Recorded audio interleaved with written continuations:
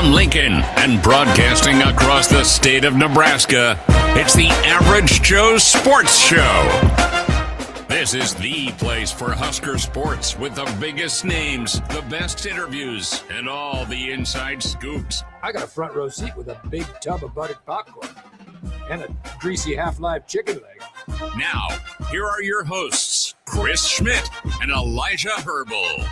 Welcome to it. Tuesdays here with the Average Joe Sports Show. Chris Schmidt, Elijah Herbel, Alex Zetterman is in. We'll get to your comments here. Plenty of reaction in the stream. We always invite you to find us on YouTube with the Average Joe Sports Show. Chris Schmidt, Elijah Herbel, and Alex. YouTube 7 days a week. And then Twitter, can always watch the show that way. AJ Sports Radio to follow. Hear us on the Average Joe Radio Network. And podcast us on your time, Spotify, iTunes, Google Play. So we're loaded up. We'll talk with Mitch Sherman coming up here in about 15 minutes from Locked On Nebraska and The Athletic. So Mitch going to join us. And in hour two, Michael Bruntz. Bruntsy with Husker 24/7 Sports, some baseball thoughts, and plenty on Nebraska basketball. It's Awards Tuesday. And then Matt Schick, before he takes to the airwaves tonight on the SEC network for softball with South Carolina. Schick going to check in, talk some Husker hoops, maybe a little bit of spring football. 489-1240 to get in.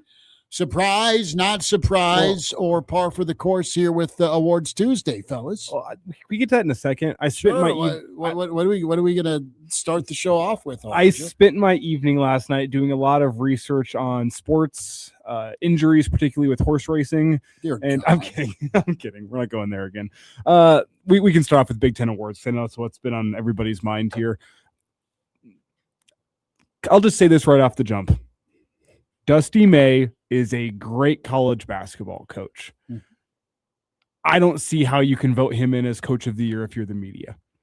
I can see how he has an argument. I see how he's a great second place candidate for coach of the year. And I can see that let's just talk this through.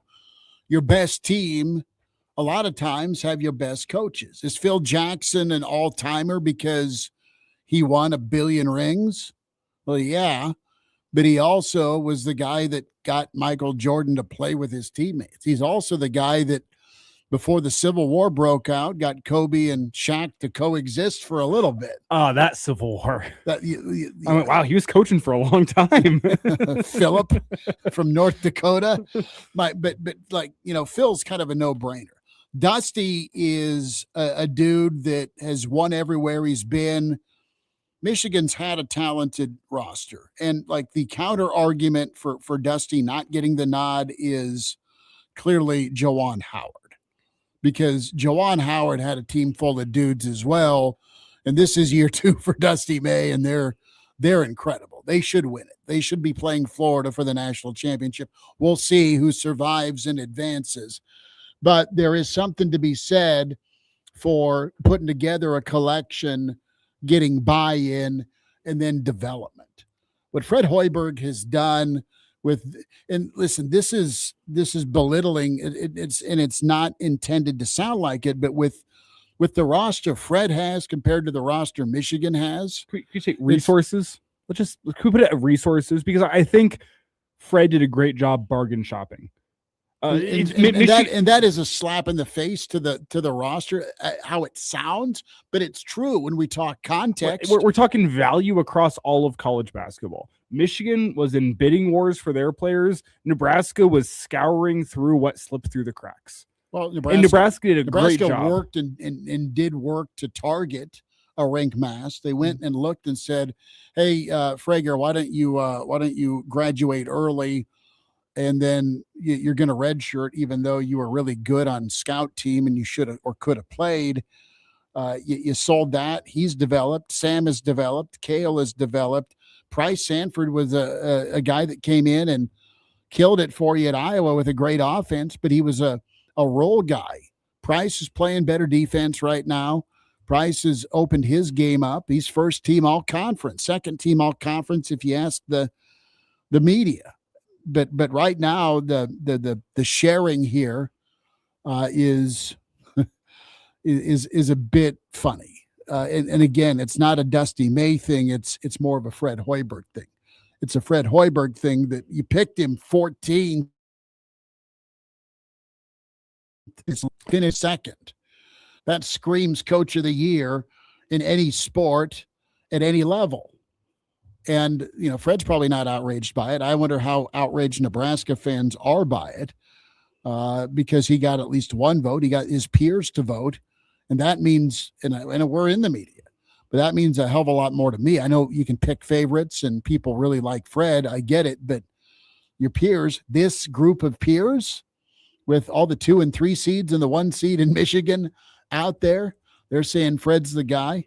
That means a lot. And they look at the Nebraska roster and he knows how hard they get him to play. Case in point with the emergence and the dominance, quite frankly, of Sam Hoiberg. And let's compare that to what Dusty May did. And hey, Dusty May put together, it's the best roster in the Big Ten. Mm-hmm. It's one of the top rosters in the country. But with that war chest, he got Yaxel Lindenborg, mm-hmm. who was the number 1 overall player last offseason to get into your program. He brought in Mara, the 7'3" center, who, by the UCLA. way, was a 5-star coming out of high school, was the number 3 overall center in the country, and he stands 7'3". Got Morez Johnson Jr., who was one of the top power forwards last year in the transfer process. Like, it's not like Dusty May went and found any diamonds in the rough. He used his money wisely to put together a roster that worked well together, and I think you can tip your cap to that. But to go look at what Fred Hoiberg did with his roster construction to put together the second best team in the Big Ten, according to the seed line going into Chicago here this weekend, it's an easy choice to me. And this, I don't want this to take away from Dusty May because he did a great job as well. But if you're only picking one, the coach of the year, who did the best job with everything, every circumstance surrounding your program this year, it's Fred Hoiberg, and it's unquestionable. You've got a redshirt freshman to come in and score 20 points or more 6 times, dominate some games for you. You've got your other dude that you got from Wisconsin that's been injured all year in a Sejan. Your depth has been brutal. And you have some guy. I mean, you're really leaning on 2 or 3 guys off the bench. I think your examples are the fact that a guy like Cale Jacobson and Sam Hoiberg have risen to the level they've risen to, where they just aren't out there as warm bodies. They're winning games for you. And that's a tribute to them. That's a tribute to kind of the standard Fred set. So, but hey, it's a no-brainer. He should be unanimous. And all the other coaches in the Big Ten knew it. Yeah. So you tip your cap to Fred Hoiberg. I asked the question, media, what are you smoking? But every coach in the Big Ten knows what Fred did with the resources he had in place at the place he is at. And he gets that well-deserved reward from the coaches, that honor, being coach of the year. And I think being voted on by your peers matters more than the people on the outside looking into the media. And I say that as a media member. The opinion of the other coaches, especially in a sport such as basketball where you're playing everybody else in the conference, it's a little different in football whenever, I mean, half the teams in the conference you're not facing, you're not checking them out on film, you're just kind of box score watching. Mm-hmm. In basketball, you're playing all these teams, you've had to game plan for them, you've seen what they've done, and you have a history of knowing what Fred has been in the past at Nebraska and what he's built it up from. That is a well-deserved honor. But I don't want to take away from the players as well. That stood out to me, but Price Sanford deserving first team all Big Ten selection. You have Sam Hoiberg on the all defensive team. You have Frager as the 6th man of the year. Well-deserved awards all around from Nebraska. And it comes on the back. That's the work they put in. That's the season that they've had. They deserve it.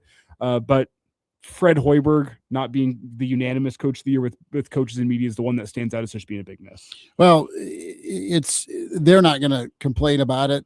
Will he use it as fuel? Don't know.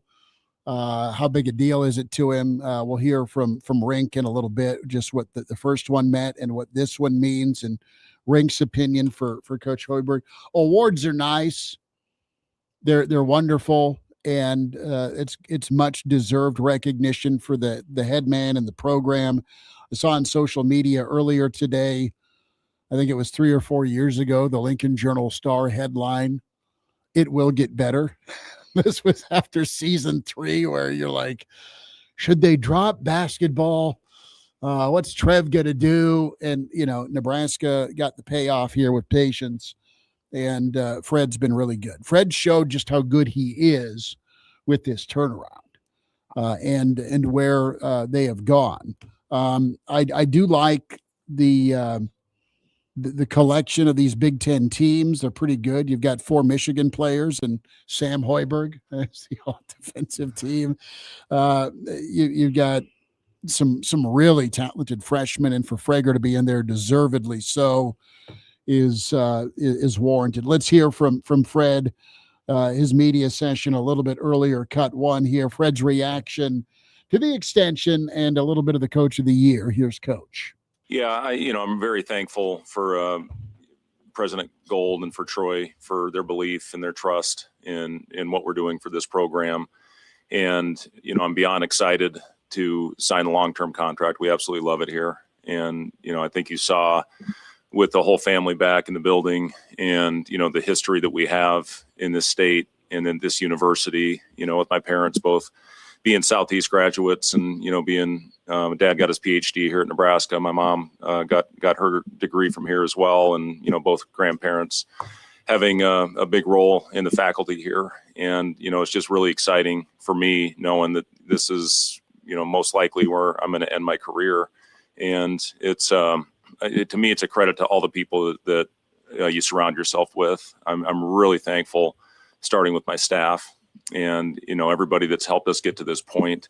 And then the players, going all the way back, to, when we got things flipped here and, really all the way back to that first year. Or some of the guys I really enjoyed coaching. But these last, 4 teams specifically have just, have been some of the most fun that I've been around. And, how I've talked about this year's team with Rink, with Jamarcus, with Sam, with the seniors, but, also Kendall and Jared for the way that they've handled their role and the professionalism and how they've really helped, continue with the culture that we've established. And, but going back to that team with Griesel, I know I talk about that probably more than I should, but I just, want to continue to make sure that, Sam gets recognized for everything that he helped us as far as flipping things here, and Emmanuel and Derek and Jawan and, Josiah, Casey, going all the way back. I know I'm missing some, but, just really thankful for all those guys. To me, that's what this award is all about, is the people you surround yourself with. And, we've got a great staff. Wouldn't trade them for anybody. So Fred's realization here of, yes, you need talent. You need a collection of talent, and you need a system that guys will buy into, the belief. And he went and found guys and has developed guys that they were winning 5, 8, 10 games. And then you get that flip with Walker and Griesel, and those 2 guys are the cement for this program, being 2 out of 3 tournament runs the last 3 years. And you need a high level of talent, but above all, you need heart and you need character. That's how you're going to build and win, and how he's done it in Lincoln. And you can go get, and he had 3 NBA or fringe NBA guys on those first 3 teams.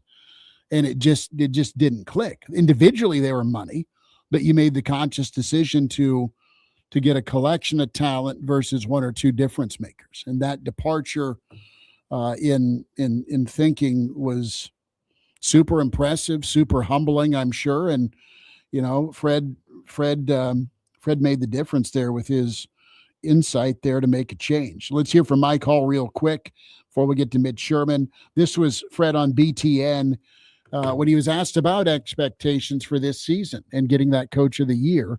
You don't go into something like that, but it's worked out well. What realistically were your expectations for a team? I know a coach doesn't say we're going to win 25 games or we're going to make it to the Sweet 16, but what did you think this team could be?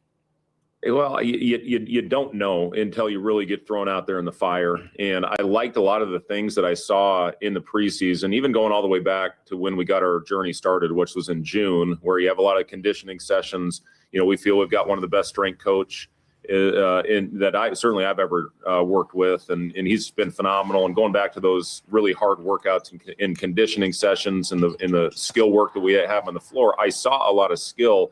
But how does that translate when you start playing games? I think that's the true test. The thing I've been really impressed, our guys have really been bought in. Our defense has carried us really throughout this entire year. We're top 5 in the country in defensive efficiency. And when you have a team that goes out there and buys into that every day, and we don't have unbelievable individual defenders. Nate Lenzer, our defensive coach, has really put a system in that protects players, and it's a team defensive a lot of team defensive concepts. And our guys, you have to do the right thing. If you have one guy out of position, out of place, the whole thing falls apart. And that's where our guys have done a great job and really grown as the year has gone on to be one of the top defenses in the country.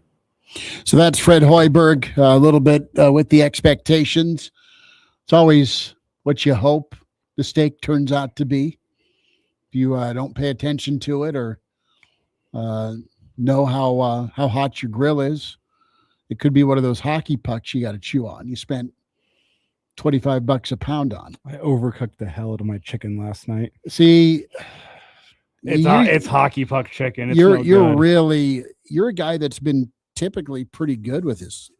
Yeah, I decided to go on a walk while my chicken was cooking. Mistake. The walk went a little longer than I forecasted. Did you put it in the smoker oven? Just oven. I'm trying to save calories right now, and and the goal was to pull it out at about 156 internal temperature. I get back home from my walk. It's now 178 internal. I go, oh no, that chicken's gonna fight back. Yeah. That's Elijah Herbel, Chris Schmidt, Alex Zetterman. We'll check in. Mitch Sherman, good to be with you. Tuesday edition here of the Average Joe Sports Show.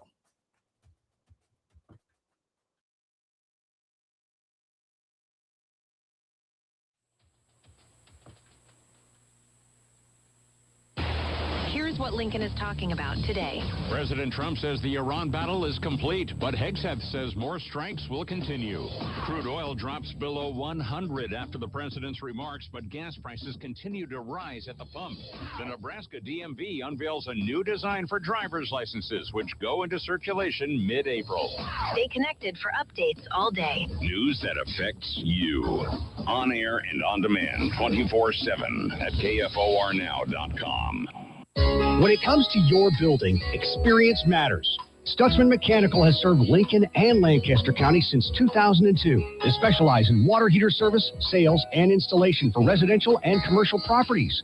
Gas, electric, heat pump, and steam with warranties up to 10 years. With new regulations this October, commercial property owners need a contractor they can trust. Call Chris at Stutzman Mechanical, your water heater connection, 402-560-8449, or find them on Facebook. Here's a tale of Linda trying to lose weight, but the med prices she found were all over the place. Hidden fees and markups made her jaw drop low. Then she found Good RX. Now she's in the know. GLP-1 subscriptions FDA approved. With clear upfront pricing. And same-day pickup. That's Good RX, the no-nonsense way. Save time and money on prescriptions. Get to goodrx.com/weight loss. GoodRx is not insurance. Anderson Ford in Lincoln has 2 convenient locations, which means 2 times the customer service, 2 times the inventory, and 2 times the ability to get you in the car of your dreams. Whether you visit us on the north side or the south side, you'll find more selection and a team that's always on your side. When you're looking for a better way to buy your next Ford, visit Anderson Ford in Lincoln, where exceptional service meets unbeatable selection. The Legacy Retirement Communities invite you to enjoy the independence, comfort, and peace of mind they offer in their own special way at all of their locations. Connect with others, enjoy fabulous food, educational programs, fitness centers, and more.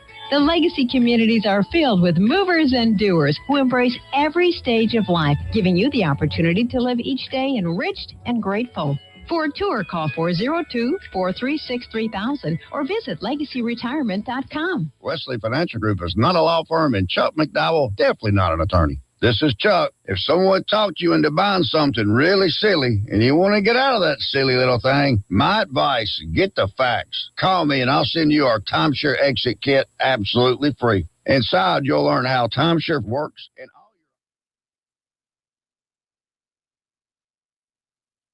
It's that time. Hey, Mitch. Mitchie. We're looking for you, pal. Mitch Sherman from The Athletic, talking Big Red. Unleash the fury, Mitch.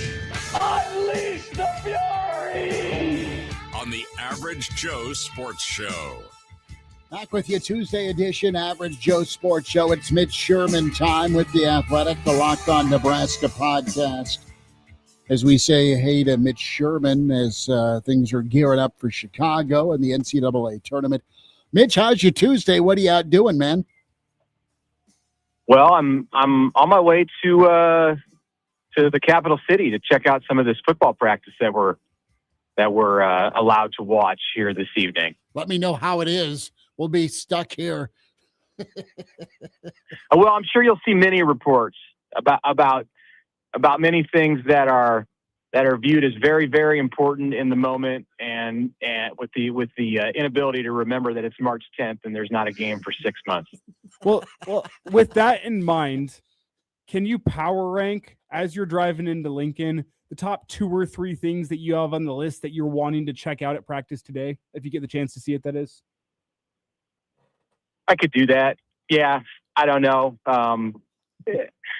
It's probably Rob Orich and the new defensive coaches, either 1 or 2, and Anthony Calandria and the way that the quarterbacks are running things, also 1 or 2. Mm-hmm. I'm not like itching to immediately run over to one spot. Probably look at the offensive line and size those guys up. Same thing with the defensive line. I don't know, because it's March and there's still so much to learn about this team, and it's very much in the formative stages with all of the newness that took place back in January. It's hard to have a plan going in when you have 20, 25 minutes to watch practice. I'll probably just go where with what catches my eye. But yeah, I mean, I'm gonna be drawn to the quarterbacks, and I think the new DC. Mitch, we'll get back to football in a little bit. What has caught your eye? What are you going to remember as we head into the second season for Nebraska basketball? What do you remember about this regular season with this Nebraska squad? As it is Award Tuesday with Fred capturing Coach of the Year, and you had a litany of Huskers, first team, 6th-man defensive team, and honorable mention. So you've got some accolades, which are cool. But what do you remember about this team as they wound things down against Iowa? And the freshman team, in addition to the 6th man for Braden Frager. I will remember how consistent, and it's, it's funny because there were times where Nebraska didn't look consistent. But when I say that, what I mean is there was never a game that Nebraska lost and you threw up your hands and said, well, that's terrible. I'm talking about the quality of opponents. I thought at some point, really, until we got to the last couple of weeks, those opportunities were no longer there. Even the USC game would have qualified as that, where Nebraska would just drop one game against a lesser opponent. And all of the times that Nebraska lost, and it was 5 over the last 11 games, came back to earth a bit after that 20-0 start. But they were all outstanding teams that Nebraska lost to. And other than the UCLA game that Nebraska wasn't really in, they were all competitive. And there were points in those games where it looked like Nebraska might win. So that kind of consistency is rare, I think, in college basketball, unless you're a team like Duke or Arizona and you just have so much talent that it's almost impossible to lose or impossible to get blown out or impossible to lose to far inferior teams. And even to those teams, it happens sometimes. So I'll remember that this team was so well put together and well coached and such a good fit. The pieces were for each other that they never really wavered from that level of that standard that they created back in December and January. And I think a lot of that not only goes to a veteran-laden group that this Husker basketball team has, but also the coaching staff and the head coach. On this awards day, Mitch, do you have any strong feelings about Dusty May and Fred Hoiberg splitting the honors for Big Ten Coach of the Year, with Fred getting the vote from the coaches and Dusty May getting the vote from the media? Well, first and foremost, I mean, you're Coach of the Year, you're Coach of the Year. And that's fine that Dusty May is going to have that. And, Michigan can have that as an accolade. And there's no reason to take that away from them. But it also does not diminish at all Fred Hoiberg's award, that Dusty May won it from the media. Like 10 years from now, in the history of Nebraska basketball, you don't remember that this group of voters picked this person or that person. Like Fred Hoiberg is the coach of the year in the Big Ten. And Michigan has that guy too. But for Nebraska, it has the coach of the year in the Big Ten in the 2025-26 season. It's like Emma Johnson is an All-American running back from 2025. And you're not, even now, a couple of months removed, you're not going to go through it with a fine-tooth comb and remember, well, you got second team with this organization and honorable mention here, and he was no, he's an All-American running back, and that's just how it is. So I think we have to get away from like some of the in-the-moment arguments and things that happen today, with Sanford and Bennett Sturts, like who's the real first? No, they're both first-team All-Big Ten players. So that I would say first. And then second, like the jobs that those two did this year are totally different. And Dusty May deserves a lot of credit for bringing Michigan to the place that it is, where it went 19-1 in the Big Ten and blowing great teams out, and they're a national championship contender. And I think largely his season and the greatness of his season, the job that he did this year, is going to be viewed on how Michigan does. And it's different than Nebraska. Like it's for Michigan, it's Final Four or bust, and it might even be above that. Like it might be winning a national championship, or it's not going to be viewed as a complete success. So with Hoiberg, it's winning a game in the NCAA tournament, and that of course is huge. But no matter what happens, this is going to be remembered as a historic season, and the job that he did and what he accomplished. I'm not saying it's better, but it's a lot different from what Dusty May did because of the the way his team was built in comparison to Michigan's and the overall level of talent on these two rosters. Mitch Sherman's with us from The Athletic and the Locked On Nebraska podcast, joining us on the Average Joe Sports Show. So do you have a feel for how Friday goes in Chicago? And I ask that we don't know who Nebraska will play, but just from a mentality standpoint, do you think Nebraska keeps some momentum? How important is it to perform, Mitch, in Chicago? And that's kind of a weird question, but we know that there's been moments of in this season the team was drained. So do you save your powder a little bit? Do you load manage, or do you go try and win the whole bleeping thing in Chicago? I know what a competitor's mindset is. There's also a reality too of trying to crawl through Chicago before the NCAA tournament. You definitely don't want to be running on empty coming out of there, but no one's thinking about a win and bowing out or taking load management in the first game. And if Nebraska's playing Purdue, it's going to take a full 40-minute effort. It's going to take everybody in that rotation to win the game. And the same thing if it's Indiana. Mm-hmm. So I probably, if it's Indiana, could potentially be a better matchup for Nebraska, where it might not. I don't know. We saw how that game went in Bloomington, and this wouldn't likely be as difficult of a undertaking because Indiana would have already played twice. So, but whatever the matchup is, Nebraska wants to win. I don't think it's critical. I think when the tournament's over and they're coming home, whether they play once or three times, it's going to quickly be wiped away. Like they'll talk about that in the aftermath of the last game there, and the big fish to fry is coming up next Thursday or Friday. So yeah, it's your competitors, and like Nebraska players said today, they're going there to get a trophy, but they've done their work. Like their place at the table is secure, and I don't really think it's going to change. Perhaps if Nebraska were to win the entire Big Ten tournament, you could move the line trenched as a 3, almost no matter what happens in Chicago. So that doesn't diminish the importance of it, even though they're not playing for much as far as the NCAA tournament seat goes. But you need to stay healthy and somewhat rested. There's a break, but there's travel next week. There's all kinds of obligations next week that make it a little more difficult to recover after Selection Sunday. So if Nebraska's sitting at home on Saturday night or Sunday morning, like nobody's heart's going to be broken as they look toward the NCAA tournament. What would it mean though if Nebraska does lift that trophy in Chicago? Yeah, it'd be incredible. I mean, it would be only the second time in school history that Nebraska had been able to accomplish that. The first time in the Big Ten. I mean, you would presumably be beating some great teams to get there.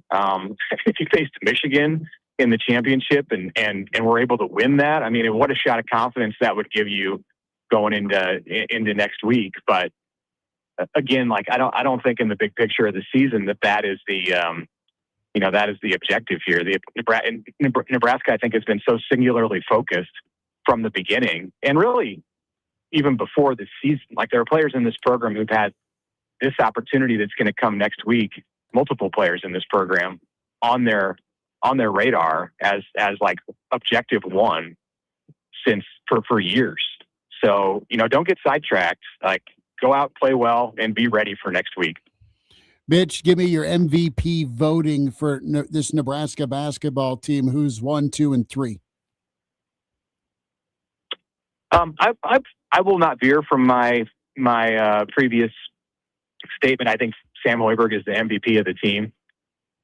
I think the team goes as he goes. He sets the tone in the mentality that he brings to the floor. And I think with what he does in so many different areas that it's hard to choose against him. Now, Price Sanford has been a bigger contributor in the scoring column, and I put him number 2, and he's very deserving of being a first team all Big Ten player. But sometimes choosing an MVP is different than choosing an all conference player. Like I agree with the choice of Price as a first team pick, and I recognize that it just wasn't going to happen for Sam when he scores 9 points a game. But I might have put him. I think the voters were allowed to pick a first team and a second team.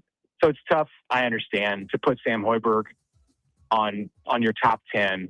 But I think if you really, really look deeply at what he does for Nebraska and the fact that Nebraska finished second in the league, I might have found a spot for him on my second team. Like I think it's a bit of a disservice that he was an honorable mention. I think he could have been a third team pick. But then again, you're not picking a third team in the media or the coaches. It's just 10 players. So I understand how that happened. And then third, I'd probably say Rink Mast because of all of the experience and just his.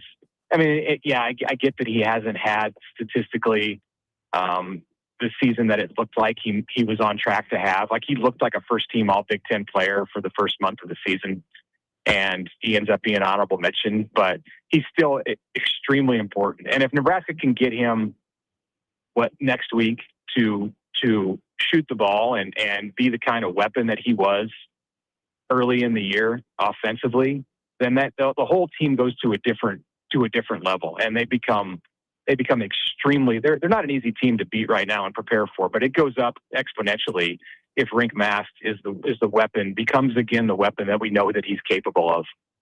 Mitch, safe travels down to Lincoln, bud. Thanks for jumping on with us today. Thank you for having me.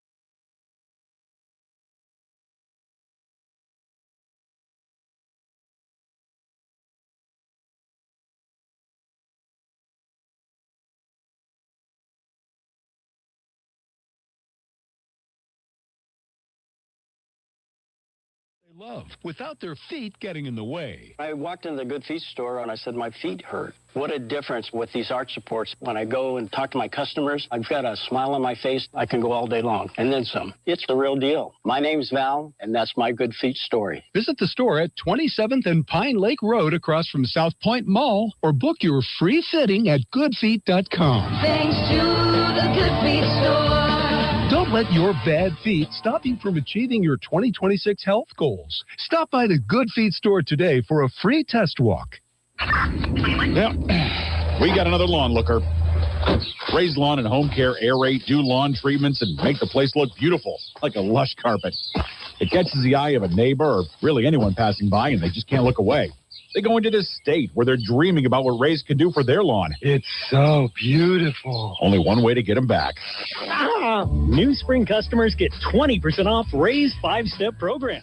Ray's Lawn and Home Care. 60 years of making lawns beautiful. KFOR is...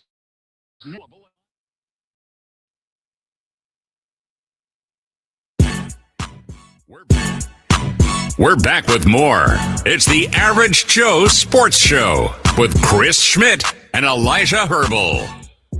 Back with you here. Big thanks to Mitch Sherman. Great stuff from Mitch. And if you caught part of that or didn't catch it, Spotify, iTunes, Google Play, get to the YouTube channel with the Average Joes, Elijah Herbel, Alex Zetterman, Chris Schmidt. Get our starting 5 shout-outs going. And let's talk barometer. As we asked Mitch, kind of give us his top 3 in Husker basketball MVP voting. You got Price, that's first/second team, all Big Ten. You've got Sam, that's all defensive. You've got Frager, that's sixth man of the year and all rookie or all freshman. And then you've got your honorable mentions. So what's your barometer for Nebraska basketball? And fellas, it's shifted. So think about that for a second. I'll get some starting 5 shout outs read here in a moment. But it has changed for me as the season's gone on with, all right, who needs to do what X game? And overall, it's different. Now you need a couple of guys to show up to win, but there's always been kind of a steady heartbeat. Uncle Larry is in, Arlo is here, Brian Snitley, part of the Boulder Peace Treaty, NASCAR Eric, Jeff Snitley, Puffin and Corn Raider are in. Mark is here. Mark, thanks for checking us out. Anonymous, along with Cherry Bomb and Patrick Timster is here. Phil checks in. Kenny's here. And Game Dog, good to have you, Game Dog. As always, more comments from you in the stream. You want to jump in, like and subscribe to the YouTube channel. Jericho is here. Brian also in. So what do you say, fellas? Captain is in as well. Is it obvious? Is it shifting, or has it been consistent for you, that MVP? We're at the end of the regular season, and Mitch's order was Sam, Price, Rink. And to me, at the beginning of the season and the talking point midway through the season when the struggles were happening, when Rink was sick, it was like, well, how's the team going to perform without Rink? Rink's super important. And if he's on, Mitch nailed it. This team goes to a whole new level of being a problem for someone to try and beat. But Sam has been the spark. Sam has been the difference. Rink is still super important for them to get back to that level next week when they get to the big dance. But Sam's always kind of set the tone. Price is going to give you double digits. Do you get 25 or 30 from Price? Do you get 18 and efficient? Price has been consistent and good. When Price has had a off game, i.e. UCLA or Iowa, it's been problematic. Price has gone off. Look at the Illinois game on the road, how he just went bat bleep crazy with scoring 17 of the first 20 and going for 26 in that ball game on the road against number 5 Illinois. So there's arguments for all three. I think Sam's my MVP, and what kind of solidified it was against USC when he got in foul trouble and how bad we looked on defense and even on offense. I think Price is my 2 as well because he's a prolific scorer that can really he's been starting to drive the ball more, which I like to see out of him. Mm-hmm. And obviously, if Price isn't going, Mass has to be that guy. Against UCLA, Mass.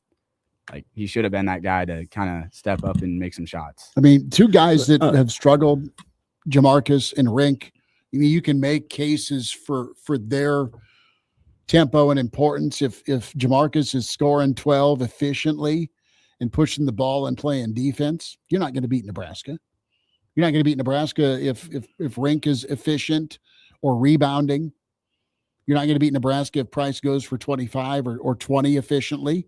And if Sam's on the court and stealing the ball every 2 plays, you're not going to beat Nebraska. Well, we haven't seen what Sam Hoiberg or what this team is like without Sam Hoiberg on the court. He's played every game. No, that's true. That's been huge. And how I look at it is, and I love a nice off the wall comparison. Kind of, we talked about the pizza before. I'm going to use a different comparison for the Husker basketball teams. I look at it, if the team is a car, Sam Hoiberg is the engine, and Price Sanford's like a turbocharger. Like, hey, having a turbo in your car is nice, but it's kind of pointless if you don't have the engine. You know, Sam Hoiberg's the engine. He's what makes the team go as a whole. Or you could have a turbo in a minivan. And Hey, it does you no good. Get a lift kit on that thing.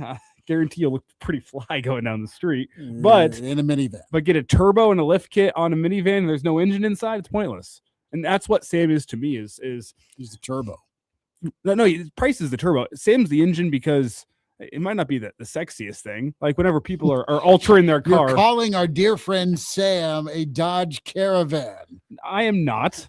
I'm saying like whenever people are like getting a project car, if the engine's not working well, you don't touch that project car. You know, you're going to get yourself a cold air intake. You're going to get yourself some turbos. Like, you're going to make it go a little faster. But if the engine's crappy, you don't want to do an engine swap. The engine's going to suck, and, okay, that car's just not worth buying anymore. That's what Sam is to me. He is the tried and true, and you can plug pieces in around Sam. But if Sam's not there, I have big concerns about what this team is, what they can be. We've called him the heartbeat before. He's the heart. He's the crust of the pizza, as we've said before. Like, hey, you can have all these great toppings on a pizza, but if your crust is soggy and crappy, and it's not going to be a very good pizza. Sam is just that steadying force from the scene. That's why he's my MVP. Like, Price Sanford is the best player on the team, but Sam Hoiberg is the MVP because of everything he does to make the whole team click. From defense, rebounding, scoring when he has to, dishing out to teammates at their three-point line who are hot, i.e. Cale Jacobson in that overtime period. He does everything that you want a team leader to do, and that's why he's the MVP. He finds the open player. He gets to the rim. He D's up. He rebounds. He leads the team in rebounding or right there at it. So, yeah, I think you got to go Sam. And that changed for me. That changed for me towards the end of the season when the domino was Rink. The domino kind of still is Rink. And I wonder if Nebraska can reach that level again with just how good they can perform. Friday is going to be fascinating. I know you're geared up. You're getting to Chicago for St. Patty's Day with a little basketball, or maybe basketball with a little St. Patty's Day mixed in for you. It's basketball with a little St. Patty's Day. Okay. It's this is more work trip than fun trip, though. I'm hoping to mix in some fun. You can do both. If Nebraska wasn't there, I wouldn't be going. Right? If Nebraska wasn't good this year, I wouldn't be going. Oh, that's simply that. We'll keep the main thing the main thing. You didn't qualify. Who do we got, Alex? Oh, we got someone that says that you're dissing minivans. Okay, well, put them on the air. Are they coming on the air, or did you hang up on them? There we go. Hey, who's with us? Hello? F-Bomb Brian. F-Bomb Brian? F-Bomb. So you got a minivan, F-Bomb Brian? I do. Why are you bringing the smoke? Why are you coming at me, bro? Because, let's be honest, you probably wouldn't drive it if you didn't have to. Oh, God. I want a Silverado or F-150. But, hey, you know what? I can still pack some dead deer in the back of this thing. See, there's the adult choice to, all right, you go with what works, maybe what's paid for, maybe what's affordable. It's okay. What's fuel efficient? I'm just, you don't ever choose to have a minivan. You accept the fact because you're a grown-up, right? I have 4 kids. I have all the sports. Mm-hmm. And with your own infield. I'm saying lift that thing, put some 26s on it. You'll be rolling around in style. It's called. There's a screen and they're quiet and there's room for the cooler. My first vehicle when I was 16 was a Chevy Astro van, and I'll just say I put a bed in the back. I won't go into any more details. But that thing was my shaggin' wagon. I loved it. I wish I had never went into a ditch with her. I love it. Brett Von Brian, you take care and See you guys later. send us a picture of that minivan. We'll post it up. Okay, I'll send you, if I can find it, I'll send you a picture of that minivan. All right, there we go. All right, F-Bomb Brian with us here on the Average Joe Sports Show.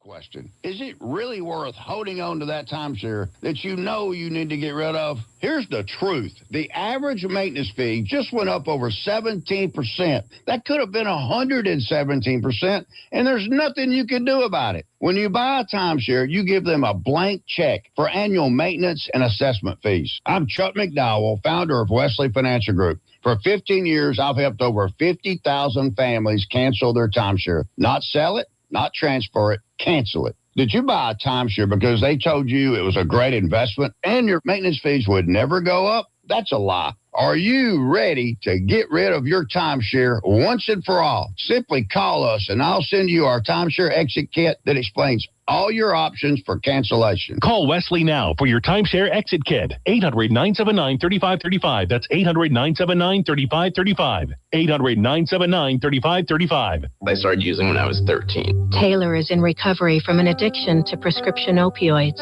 It was like, oh, well, they're medications. They can't be that dangerous. My perception was once you stop using, like, that's it. Your life is over. I didn't even realize that I needed help until, like, the day that I got arrested. I have been able to accomplish a lot in my recovery. I just want to be happy, and I want to thrive in my life.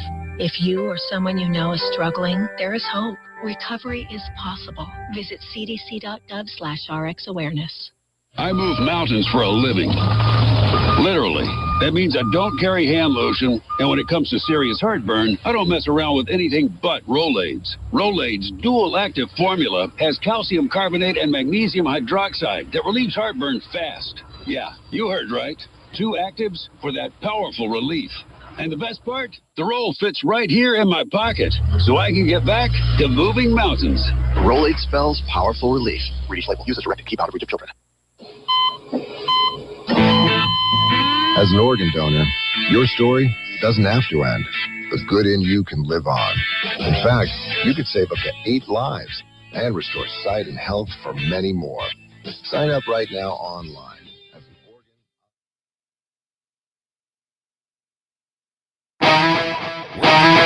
We're back with more. It's the Average Joe Sports Show with Chris Schmidt and Elijah Herbel. Well, if you stayed on with us in the stream, F-Bomb Brian, good for him. You know, the minivan discussion point, and we got on to the minivan comp with what Sam Hoiberg does for you. Is that kind of the math we did, or you did? With Sam is like the minivan. You put words into my mouth there. I said he was the engine, and then you started bringing up a minivan, and now I'm the one who's talking. Well, apparently talking garbage. No, you're fine. Sam's just a minivan. No, minivans are all right, but you settle for a minivan. They do the job, and you don't settle for Sam Hoiberg. That's why Sam Hoiberg's not a minivan. You don't settle for Sam Hoiberg. Sam was all defensive team. Sam's like a Toyota 4Runner, you know. A big unit. That car, that make and model drove a division into the 1995-1996 Nebraska basketball team. Did it? They did. What's the story behind this? The story behind it, allegedly, we won't name players, but there may have been an improper benefit or two that you had to squash on that team, right?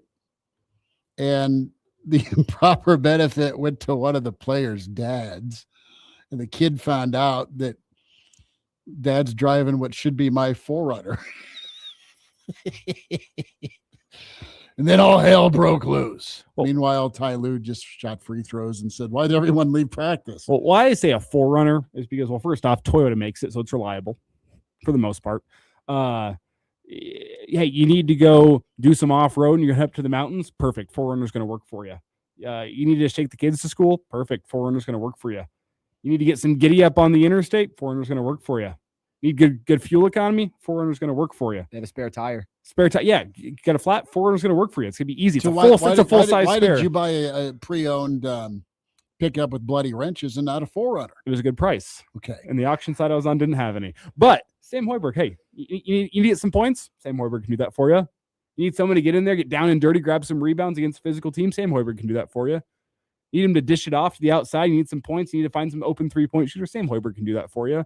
You need someone to take the kids to school. I'm sure Sam Hoiberg will do a great job dropping them off. I said that with the forerunner, but like I'd trust Sam to take my kids to school. I don't have any, but I feel like he'd be a safe driver. Get him there on time, drop him off, maybe even pack him a lunch. Let's hear from Rick on Frager. And Frager was in front of the media today and super honored to be sixth man and all freshman team. But you have Rink talking a little bit here about what he saw and what Frager's become. Rink on Frager this season. He was super talented, but also very young. He's still quite young, but last year on scout team, we could already tell like he kicked our ass on some days on scout team with just his ability to drive it, shoot it, rebound it, like everything that he does. We knew he was going to be special this year. It was funny in the off season. I know Andrew, our trainer, sometimes got a little pissed off at him when he would do 2 a days, 3 a days. You kind of had to like drag him out of the gym, which is a really good thing. Like he's got that work ethic. He wants it so bad. But yeah, like throughout this year, you've seen the talent that he has, but also the amount of work that he's put in with just his shot. Like last year, it wasn't as consistent, but this year it's been a lot more consistent. And just the fire and passion that he plays with has been really cool. And I would say if he keeps working the way he has, then he's going to be such a special player. He already is, but I think he's got another level to go to.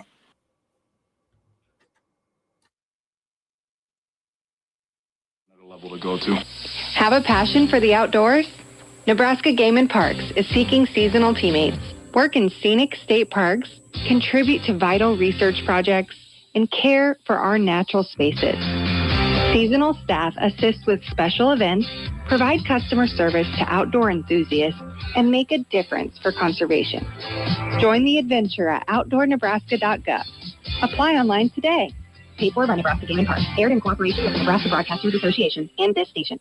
Bring your visions to life with smart business buying tools and technology from Amazon Business. From fast, free shipping to in-depth buying insights and automated purchase approvals, we deliver everything you need to achieve your goals. Go to AmazonBusiness.com for support. Even if you've given up on your New Year's resolutions, one health habit that's easy to keep is Active Liver from New Nordic. Active Liver protects your liver so you can enjoy life to the fullest. Online at Amazon, in stores at CVS, Walgreens, and now GNC. Americans are paying more for home and auto insurance, and many are asking what can actually bring those costs down. American Property Casualty Insurance Association President and CEO David Sampson says inflation and disasters play a role, but addressing legal system abuse is a key part of the solution. Excessive legal costs drive insurance prices higher. States that reduce legal system abuse are seeing stronger markets and lower rates. Addressing these costs help protect consumers. Learn more at apci.org/insurance. The journey of 1,000 miles begins with the first step. At Children International, we know that the journey to end poverty for good begins first with a child. It starts with their first checkup, lesson, opportunity, job. That journey takes commitment from people like you and me to end poverty for good. Learn more at Children. Lincoln's local news, talk, sports, and weather station. FM 101.5, 1240 AM, KFOR, and KFRX HD3, Lincoln. From ABC News, I'm Michelle Franzen. More than a week after the U.S. and Israel began airstrikes across Iran, U.S. officials say this was the most intensive day yet on U.S. bombing, targeting Iran's missile and drone capabilities. The Pentagon also announcing, in addition to 7 soldiers killed by Iran's strikes, 140 U.S. service members have been injured since the start of the war. ABC's Rachel Scott says President Trump is also facing scrutiny about one of the first missile strikes in Tehran. The president also facing questions about whether the U.S. is behind a deadly strike strike on a girls' school in Iran, killing more than 160 people, most of them children. As new video posted online shows a U.S.-made Tomahawk missile hitting a building next to the girls' school. Whether it's Iran or somebody else, the fact that a Tomahawk is very generic. It's sold to other countries. But that's being investigated right now. But it's the U.S., not Iran, that uses Tomahawk missiles. And sources say U.S. forces were conducting other strikes in the area at that time and could be responsible for the strike. Iran continuing to choke off oil shipments in the Strait of Hormuz, leading to higher global oil prices. And many airports are still closed in the region, offering few flights throughout the Middle East, with Iran still launching drone strikes. British Airways has canceled flights to key tourist destinations. ABC's Patrick Revo has more on how they're getting out. People have been trying to find alternative ways to reach airports, basically that allow them to fly out of the area. In particular, we've seen people, driving from Dubai to Oman and to Saudi Arabia, where flights have been able to get out more easily. Polls are still open in Georgia for the special election to fill the House seat after Marjorie Taylor Greene left Congress. There are a dozen Republicans and 5 Democrats running in the race, and that could lead to a runoff. And another round of severe storms targeting parts of the South to the upper Midwest today. Those storms packed with hail, damaging winds, and the threat of tornadoes. You're listening to ABC News. We'll admit, we've already thrown in the towel on the New Year's resolution. Yeah, and we made it through dry January. But one healthy new habit we're sticking with is Active Liver from New Nordic. Did you know your liver works around the clock processing food, sugar, alcohol, and everyday toxins? All things that can really impact your health. That's why daily support matters. Active Liver is designed to help protect normal liver function and support your body. Trusted ingredients like milk thistle, turmeric, and artichoke extract. It's gentle enough to take all year long. No harsh cleanses, no extreme detoxes, just simple daily liver support. We really feel the difference. Yup, more energy and the peace of mind knowing we can enjoy the good things in life while giving our liver the love it needs. Active Liver is available online at Amazon or NewNordicUSA.com. Or you can find it in stores at CVS, Meijer Grocery, Wegmans, and now Active Liver is available at your local GNC. A body discovered near a West Lincoln Creek. I'm Jeff Moats, KFOR News. Lincoln police are investigating the discovery of a dead body earlier this afternoon in the area of Oak Creek between Interstate 180 and North 11th Street. According to LPD, officers received the call just before 1 o'clock about a body that was found dead near the water. LPD says a preliminary report shows that the person had been there for some time. No other details were available. The latest on this story can be found up at KFORnow.com. Here's what we know so far about an overnight crash that happened west of Lincoln. A passerby had called 911 stating that they had found a vehicle that appeared to be in a rollover accident near Southwest 84th and West A. Lancaster County Sheriff Sergeant Chad Bryant tells KFOR News deputies along with Southeast Rural and Pleasantdale Fire and Rescue crews responded and found a 19-year-old Lincoln man trapped inside the vehicle. The man was then rescued and taken by helicopter to Bryan West campus with those critical injuries. What led to the crash is still under investigation. Conference honors from the Nebraska men's basketball team. Head coach Fred Hoiberg today was named Big Ten Coach of the Year, while Husker guard Price Sanford earned first-team All-Big Ten honors by the coaches and second-team honors from the media. Former Lincoln Southwest standout Braden Frager was named the Sixth Man of the Year and was also a member of the 5-man All-Freshman team. Sam Hoiberg earned a pair of awards as he was named Honorable Mention All-Big Ten by both the coaches and the media. He was one of 5 players named to the All-Defensive team. Ranked Master and honorable mention by both the coaches and media. March is Colon Cancer Awareness Month, and the Lincoln Lancaster County Health Department is offering free screening kits, which can be found at the Health Department office and select area pharmacies. Health Director Carrie Kernan says early screening is the key. Colon cancer is the second leading cause of cancer deaths here in Nebraska as well as in the United States.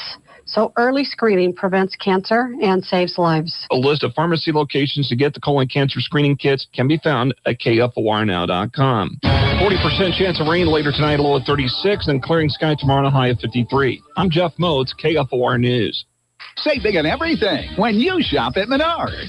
It's a great time to upgrade your lighting. We have the largest selection of stock Sylvania True Wave light bulbs. They're designed to help you feel and see better. Receive $5 instant savings on a qualifying purchase of $20 or more on True Wave LED bulbs. Now through March 15th. View our selection of lighting products on Menards.com. Plus, check out our weekly flyer to find great deals happening this week. Save big money at Menards. It's time for today's STEM tip. Okay, you know recycling is important. No one wants plastic in the ocean. Here's a cool way to repurpose a plastic bottle. Build an awesome terrarium. Cut a large plastic bottle in half and fill the base with sand, pebbles, potting soil, and your favorite plant. I chose an African violet.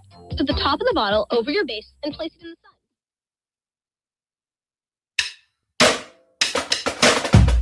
Live from Lincoln and broadcasting across the state of Nebraska, it's the Average Joe Sports Show. This is the place for Husker sports with the biggest names, the best interviews, and all the inside scoops. I got a front row seat with a big tub of buttered popcorn and a greasy half-live chicken leg. Now, here are your hosts, Chris Schmidt and Elijah Herbel. Back with you here, Average Joe Sports Show, Hour 2, and Michael Bruntz is maybe not sunning himself today. Maybe it was a sprinkler front yard day yesterday, a little chillier today. Huskers staying hot with the postseason awards. Bruntsy, how we doing? Not bad. What's up? Well, it's spring break, and I don't know, any spring break horror stories you can share? I mean, it's March, it's tournament time. Folks are hitting the road. Yeah, I don't think I have any. I always had pretty boring spring breaks. I always went back to Omaha and just kind of hung out. So not too much excitement. The most memorable March basketball I think I watched was on spring break though, and it was the Nebraska Creighton NIT back in that would have been 05, 06. It was 05, I think, because Clyde was in town with Kentucky. Okay.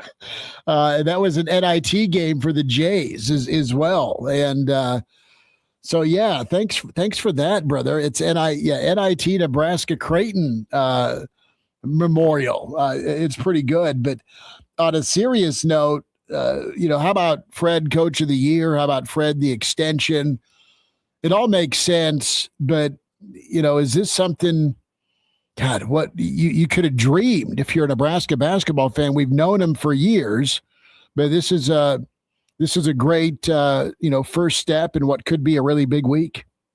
Yeah, no, I mean it's kind of it's a pretty remarkable turnaround. I mean, for anybody that covered those first couple Fred teams, where you basically had Thor as your only returning guy the first year, just the absolute. It was hard for everybody with the COVID year, but what Nebraska went through that year, having to play, it was like 10 or 12 games in the span of 25 or 27 days or something like just some absolute death march through a season that was already hard enough. No, I mean, I think you probably could have retired off the money that you would have won if you would have predicted that this year happening back then. So, I think a lot of credit goes to Fred for pivoting and kind of finding what worked. And especially with I think finding the types of guys that fit his style and what he wanted to do in the portal, I think has been the biggest thing. But, just kind of an unbelievable, rocket ship ride of a year. And I was glad to see that there wasn't any, weird stuff with the end of the year awards. I mean, I saw some people saying that, Michigan's head coach needed to be the coach of the year. And it's such a lazy take, and a lazy decision to vote that way, I think. So I'm glad to see that Fred got the credit that he deserved, but just, we'll see what the rest of the week looks like, but a good start to it for sure. And to go back here just a second, let it be known that if you did put down the retirement parlay with Nebraska finishing number 2 in the Big Ten, Fred winning Coach of the Year, Price Sanford first team All Big Ten, Nebraska 25 plus wins. If you threw together that parlay and you are now retiring, as Bruntz said, we would like to speak with you on the Average Joe Sports Show. We have airtime for you. I think that'd make for some compelling radio. Well, and we need to ask for some money too. By the way. Actually, what's going to happen is you're going to go pick a second retirement parlay. Me and Bruntz and Elijah are headed to the sports book with you. Let's let it ride. Hey, lightning never strikes the same spot twice. No, let's get struck somewhere else then. So give me a football retirement parlay. All right, Fred, and you got a first teamer in Price. You've got all defensive team with Sam. You got Frager as the sixth man. That's incredible. You've got honorable mentions with Rink and Sam as well. So let's apply that to football. What's the retirement parlay for the postseason awards for Nebraska football in 2026? You got something? Yeah, you're probably talking having a college football playoff appearance locked up somehow at the start of November. Sure.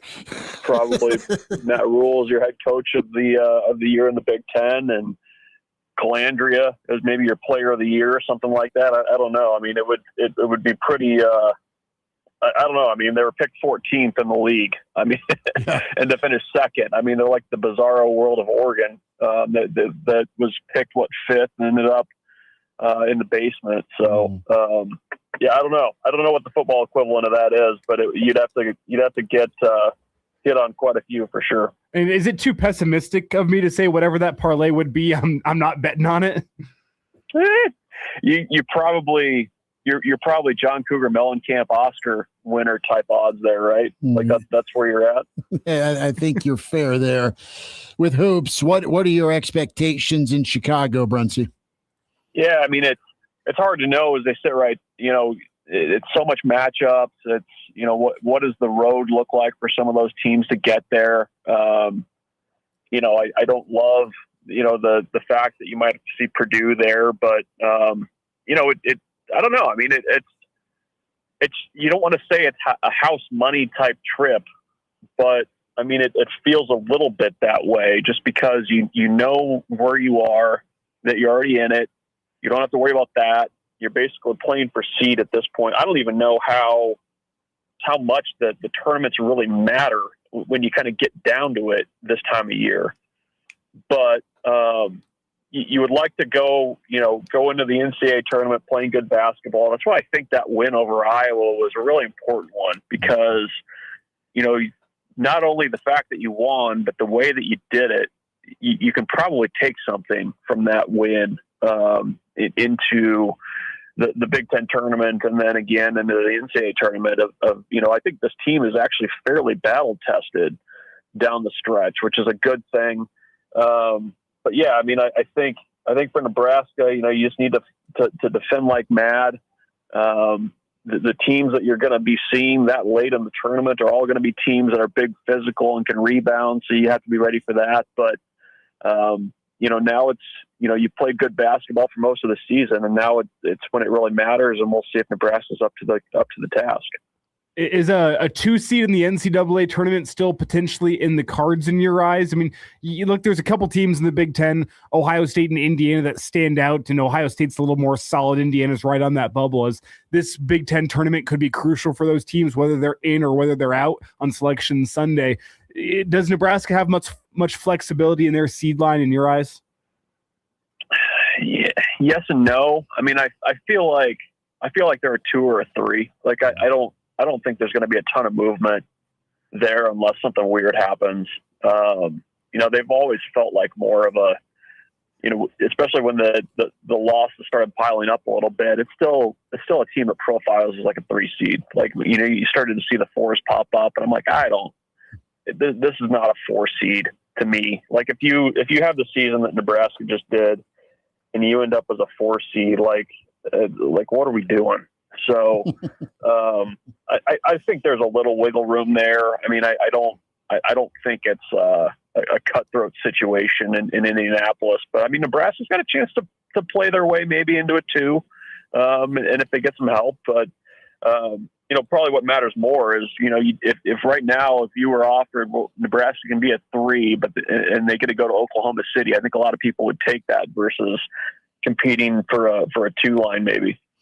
Yeah, location, where and how can I get there with the least amount of headache as Nebraska basketball fans want to go witness the first tournament win in school history.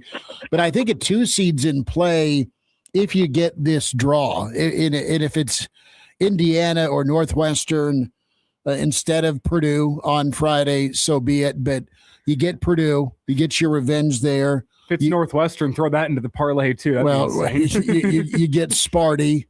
And then you either get Illinois or Michigan. You get through that, hell yeah, you jump to a 2, I think. Yeah.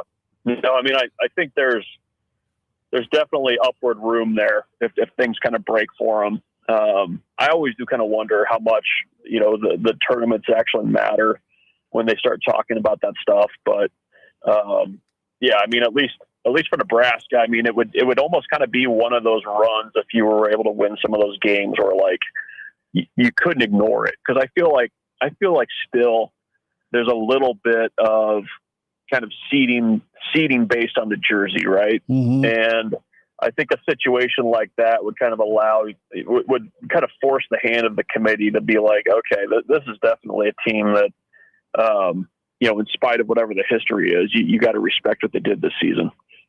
Bruntz, who's your dark horse team to kind of come out of nowhere or make a push in Chicago? Who do you think could be cutting the nets down that we're not talking about, or would mildly surprise you? I think this would still register as a surprise, but like a UCLA, mm-hmm. They've been great at home. Not so much when they've been playing outside of their of the Pacific time zone. So I do wonder if that affects things. But they've got the type of team that I think where you could get hot with the way they shoot it. Wisconsin still kind of concerns me a little. Like, I still have no good handle on what Wisconsin basketball is this season. Like, they've looked really good and then not so great at other times too. I mean, I think those are the types of teams that are a little bit scary in a tournament like this, because if you win one early, get a little bit of confidence, a little bit of momentum. You guys have seen it. Like, there's some of those teams that almost kind of benefit a little bit by having to play a couple games early versus, getting the bye or the double bye and getting through till later in the week. So those are the two that kind of come to mind, I guess, about, maybe if you're looking for a little bit more of a dark horse type team, that's where I would go. It's Michael Bruntz with us here, the Average Joe Sports Show, as we talk some Husker basketball. And Bruntz, I want to switch gears here, talk some Husker baseball, if you don't mind, because I need to get your thoughts on this 5-game winning streak Nebraska is on. It's 5 wins, which is saying something. You got some strong midweek performances from the Husker pitching staff and the bullpen, while still a little bit shaky. It still ended in wins. That being said, it was against 5 teams that, let's be honest, you're expected to go out and beat. Does the 5-game winning streak mean anything to you? Did it show you anything? Well, I mean, we've spent a lot of time over the last few years talking about midweek games that Nebraska should win, right? Like that's been a topic of discussion at times, and they haven't been on the right side of those. So the thing I kind of take away from this past week, the fact that they have a Cooper Katsky type pitcher that can go in on midweeks and give you 6 innings. I mean, that's a luxury that Nebraska has not had in quite a while. And he came in and pitched on the weekend too. And I think the thing to kind of take out of this week is, what does the rotation look like moving forward? Because as you said, I mean, I think there's some shakiness in the bullpen and kind of who you can trust to come in and throw strikes with guys on base. But you had Yasa come back on Saturday, and you kind of got the full Yasa experience with 9 strikeouts, 6 walks, but he got you through 5. The Blackowitz pitched 7 on Sunday, looked great. So what does Nebraska want to do? I mean, do you want to slide Katsky in somewhere on the weekend? Do you want to keep him as a midweek starter who would be available once on the weekends in a relief role, maybe to back up like a Ty Horn on Friday? That's going to be kind of fascinating how they decide to play that out, because it's not something that Nebraska's had the ability to do in recent years. So, I think the fact that you saw the Bats kind of finally wake up on Sunday was a good sign when they had the opportunity to sweep. But, again, this week, you look at the teams that Nebraska's got. It's North Dakota State, who I believe has won 2 games this year, although they did beat Vandy on Sunday. Maine, who was 2-12 last I looked on Sunday. So, this is another one of those weeks where you just need to kind of go in and take care of business and get in, get out, and move on to the next one. Bruntz, impressions as we wind down here, bud, so far through 2 weeks of spring football? Yeah, I thought the coordinators on Saturday were kind of interesting. They ran through, I don't know if it was all, just straight scrimmage, but basically 150 plays worth of stuff, which is a lot of football to kind of sift through. So I'll be interested to hear this week kind of what they thought of things. But certainly Calandria's ability to scramble and extend plays is something that they feel like is a nice add to Nebraska's offense. Obviously not something that they had last year or the last couple of years.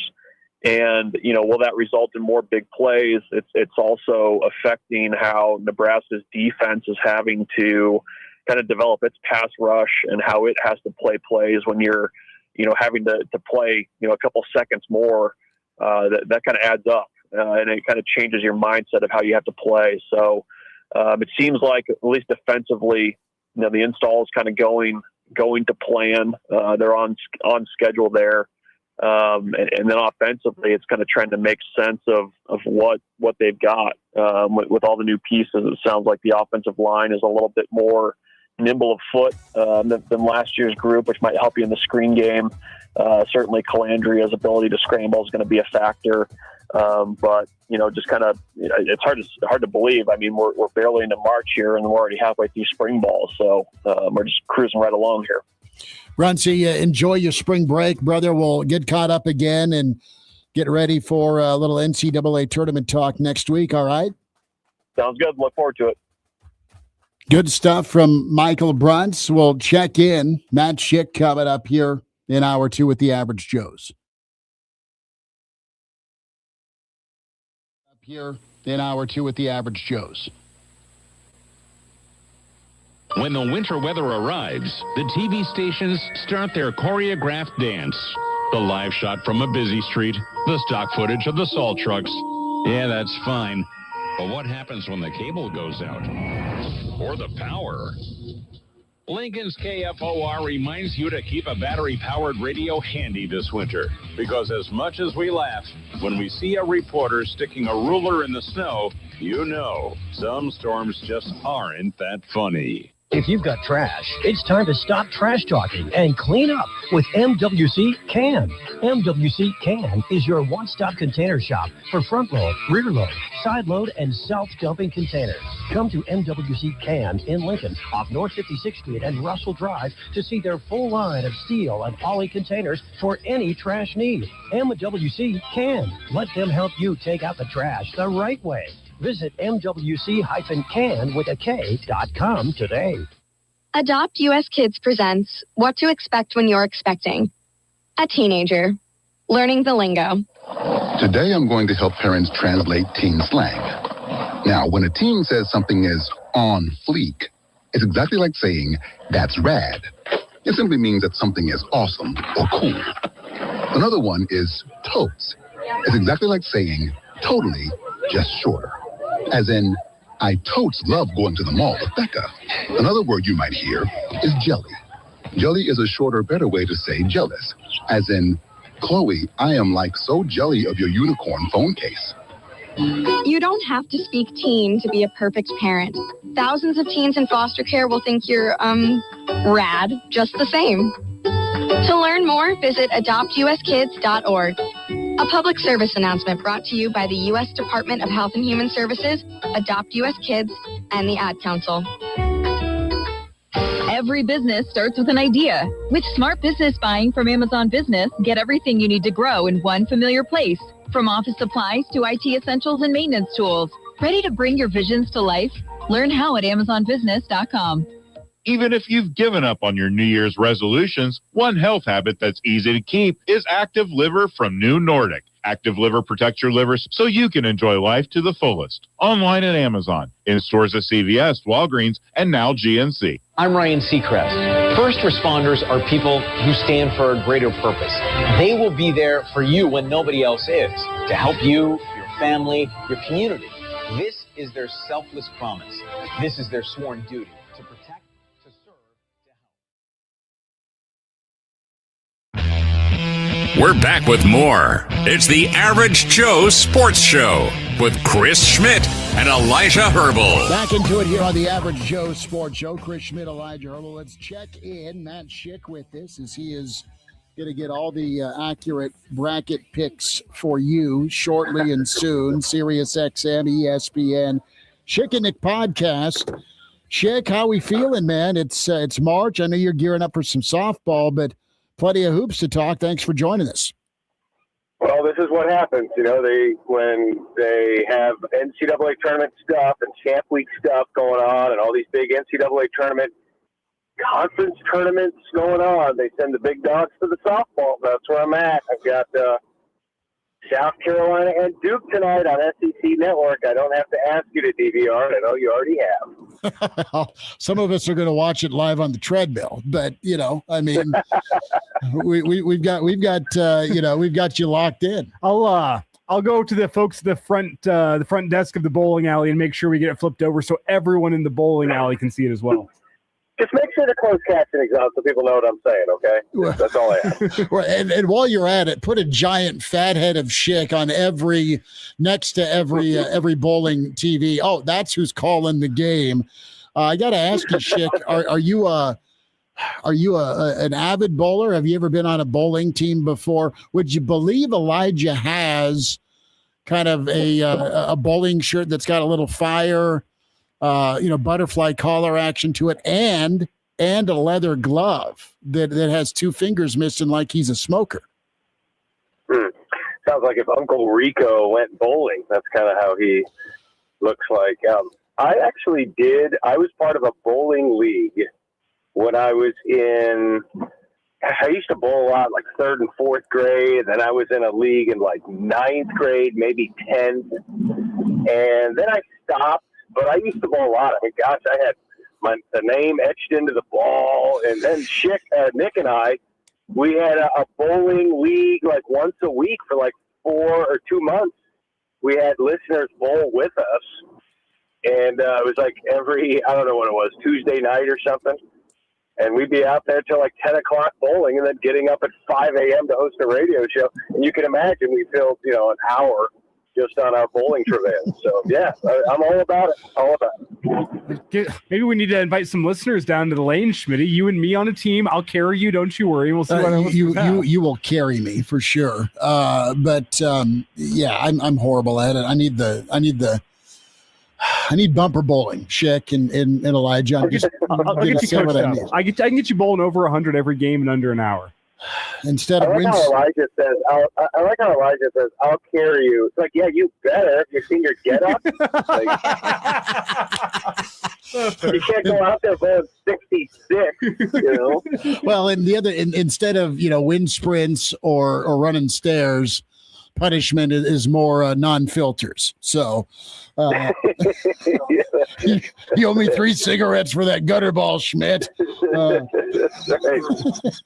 The cigarette break is very popular between games 2 and game 3 at our league. Yes, it is. Okay, basketball time. Let's get your reaction. Who got it right, or did both get it right? Coaches say Fred Hoiberg is Big Ten Coach of the Year. The media say Dusty May is the man. Michigan's great. Schick, you're the only national media guy to pick Nebraska preseason as the 2 seed heading into Chicago. I know this. Yep. No, it's 100% right. So in my mind, Fred Hoiberg shouldn't be Coach of the Year because he met expectations. Met my expectations. It's unquestionably Fred Hoiberg. I mean, look, I would like to say you can't go wrong.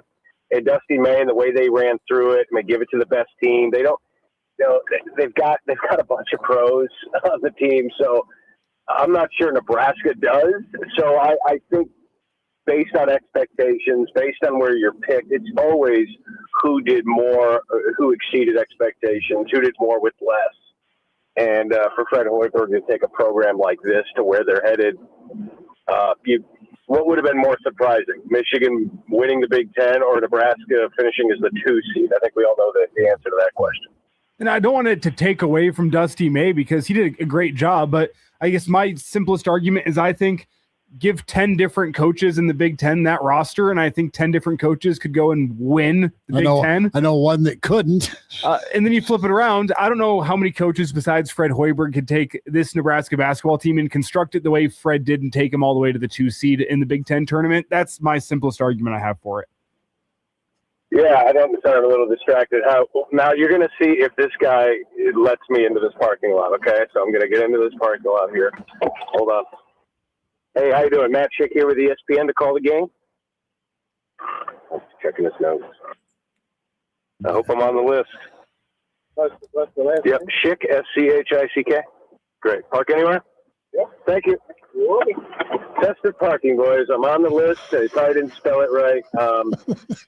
So about to park here at Carolina Softball Stadium. Sorry, I'm just doing the live look in here as to what we're doing. Well, now you rephrase the question there as I try to park my car. No, you're good. Are you backing in, or are you just normal? Oh, I absolutely love the back end. I mean, I used to do the back end before you got the cheat code.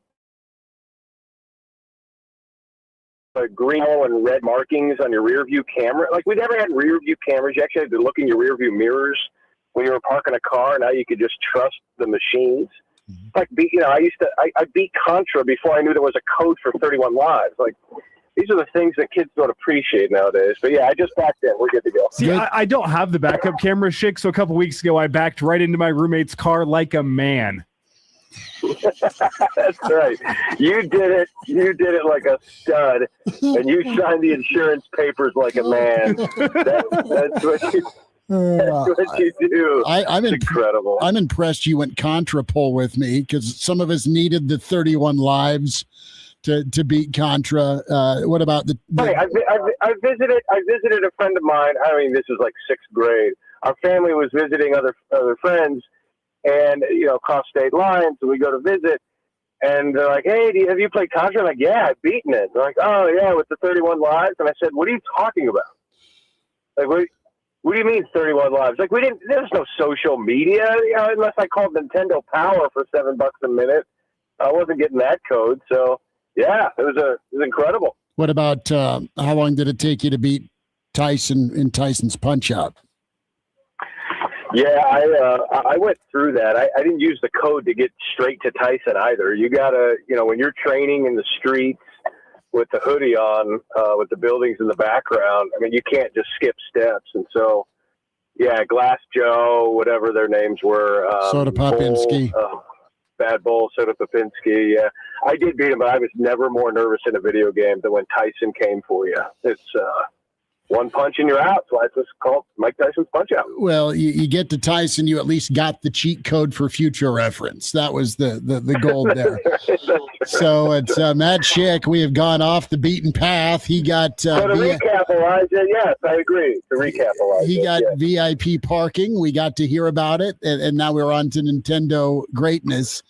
But with this Nebraska basketball team, Schick, we were talking a little earlier. You got to win out in Chicago to get to a 2 seed. We think Nebraska's a 3, but what's your take right now on just how they're playing? Big win over Iowa in overtime, but it's been a scuffle the last 10 games. How do you feel about them moving forward? Well, you're not encouraged with Frager sitting on the bench there. You're not encouraged with the way Mast has been playing. But I think the best thing for this is going to sound odd to say. I think the best thing for this team would be to lose on Friday and just be done. And I hate to say it, and they're not going to do that, and everyone wants to win, and that's great. Maybe you can win a Big Ten championship, and that'd be awesome. Maybe you get up to that 2 line. But you see how these teams are seeded. You see the projections. whether you're a 1, whether you're a 2, whether you're a 3 in the NCAA tournament, it is stinking hard to get through it. And so I think most of the Big Ten is already set. I think this Big Ten tournament is for, Ohio State to not slip up. It's for Indiana to see if they can win 3 games, and it's for USC to see if they can win the whole thing. Outside of that, guys, I don't really think much changes here.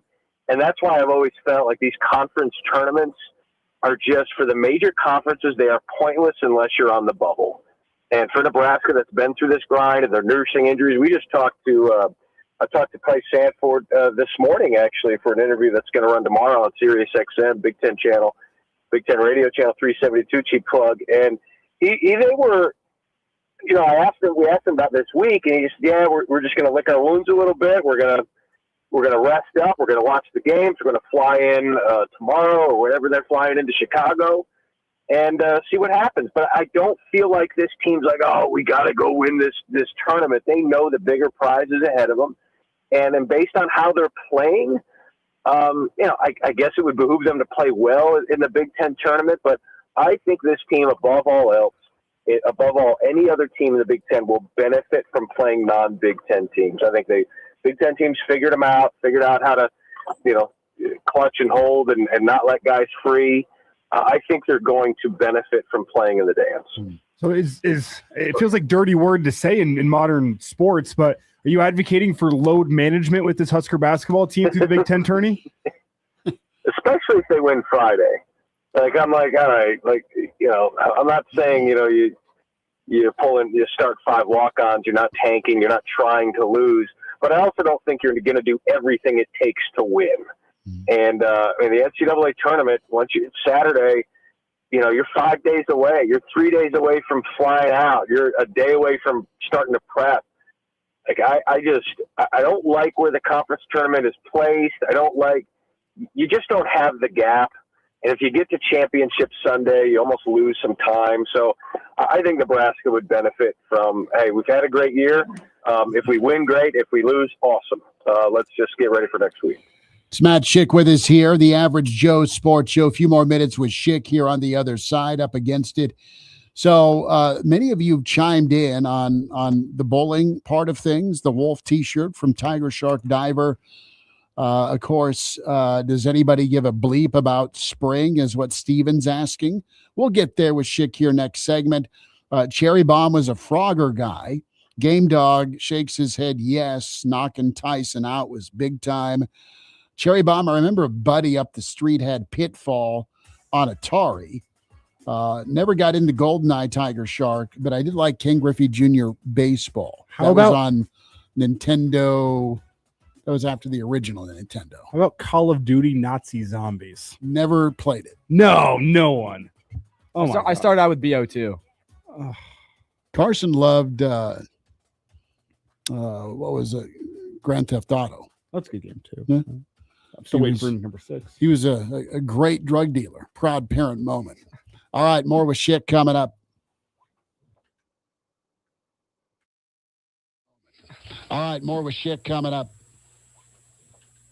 Boys State basketball Wednesday. It's Lincoln Southwest and Millard North. You can join Chris Schmidt for the play-by-play. Coverage begins at 3:05 right here on KFOR, FM 101.5, 1240 AM, and KFORnow.com.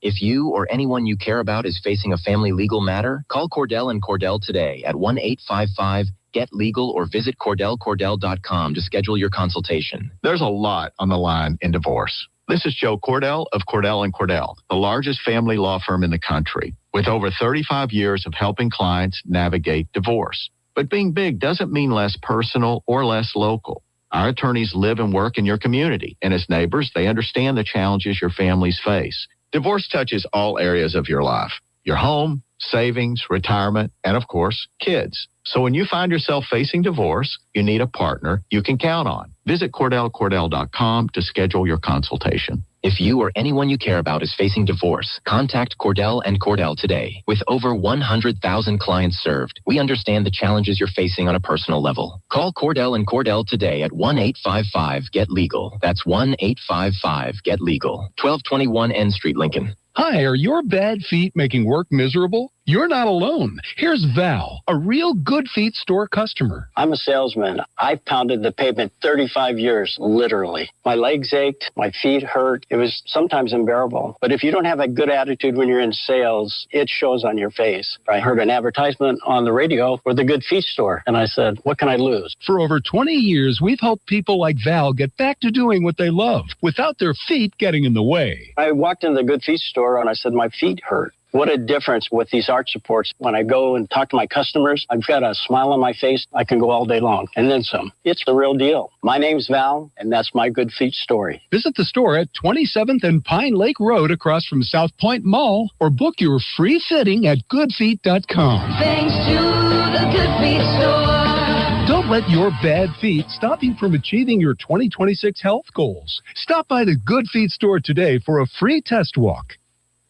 A small business affirmation from Progressive. Plumbers, today will be a good day. You will be profitable.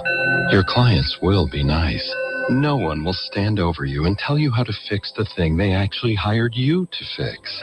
You will also feel at peace after switching to Progressive, America's #1 commercial auto insurer. See if you can save in as little as 8 minutes at progressivecommercial.com.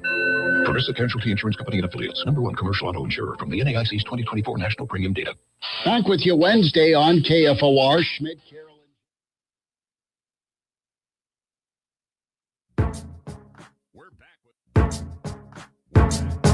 We're back with more. We're back with more. We're back with more. It's the Average Joe Sports Show with Chris Schmidt and Elijah Herbel. Matt Schick with us here on the Average Joe Sports Show. A couple minutes, we'll get Schick out as he is gearing up for South Carolina and Duke softball. Can catch that ESPN, 2? Are you on 2 tonight? Are you on what channel? It's main ESPN. Oh, I'm sorry. It's SEC Network. I get those confused. I'm sorry. It's SEC Network. I'll be on SEC Network. Yeah, I thought I was on main ESPN, but then I remembered I'm not. It's SEC Network. Schick, when it comes to spring football, and I know with your pod, Schick and Nick podcast, great stuff as always. How weird is it? I know we fought it a little bit, just always feeling the need to talk spring football. But the reality, basketball's taken over. There's excitement for Husker softball. There's a lot of love going on for Husker baseball. And, I mean, covering this team for as long as I have, it's so weird that there's just this distance with Nebraska football. You've got a new coordinator on defense. You've got a new quarterback in a new quarterback room. But you've got just a climate right now where folks are – wait and see, in September and beyond. They're ready for action and not words. That's the mood right now. I think it's refreshing. I think there are two things at play. One, I think the attitude toward Nebraska football is just waiting to talk to me when you win something. Mm-hmm. Talk to me when you win a significant game. Talk to me when the season starts, and then we'll start paying attention, even though we know that's not entirely true. Mm-hmm. And the other thing is, how Husker basketball is doing. I joked when I saw the football schedule, they're going to hit it, starting in February. I'm like, well, that makes sense. Fly a little under the radar. Hopefully Nebraska ball makes a deep run. And, you don't have to answer to as many media members. I don't think that's why they did it. I think the worse season you have, the sooner you want to get out there, just like a team that loses a game that you want to play the next day. But I think it benefits everybody involved, and it is certainly a critical time. If you would have said, frankly, you're going to have a team in Fred Hoiberg that they could reach the final 16 sooner than Nebraska football is ranked in the top 16. Like it's just incredible that where they're at, and they deserve all the attention. I think it's smart for everybody. And with where Husker fans are at, caring about basketball, baseball, softball, not really football, Does that now make Nebraska normal in the grand scheme of college football in terms of how much emphasis is being placed on spring football? Like, we usually don't get to see this team work in silence behind the scenes, and that's what they're getting to do this spring. Is that more normal when you compare it to the rest of college football? Yeah, I think it might be more normal for the teams or for the schools that are, taking part or that hold court in states that have other things going on. Mm-hmm. So maybe you feel more like I hate to say like a Georgia Tech, where they're their little brother, but I'm trying to think of schools that just have other exciting things, whether it's pro teams or not, like a Minnesota Golden Gophers type of thing where, yeah, you're interested, but it's not the end all be all. And I also think it's interesting that you have these football programs now that seem to be going back toward the spring game because the spring portal is now not in April. They only have one, and it's in January. So I do wonder what the spring looks like for that and what kind of access, what the spring game might look like if it looks any differently. But I'm with you about the attention. And Nebraska's just lived in its bubble for such a long time where it's football, football, football in terms of men's sports. And baseball, sure, but that's after spring football is over. Now you've got, an opportunity here to focus on teams, another team that actually wins and is winning consistently. And I think what Fred Hoiberg and Nebraska Husker basketball is doing football a favor and allows them to get into the lab, see what a winning team looks like, and go, man, we got to figure this thing out because Fred Hoiberg just getting a bump, and Matt Rule and Nebraska have done, next to nothing over the last few years. Schick, have a great call tonight with the SEC Network and the South Carolina Duke contest. Lastly, Calandria was at Virginia. You're kind of neck of the woods. You've seen him in the ACC before he went off to UNLV. What's Nebraska getting? What do you think he can be? Swagger, toughness, guy that one of those refuses to lose type of thing, a guy that I think people will want to rally around.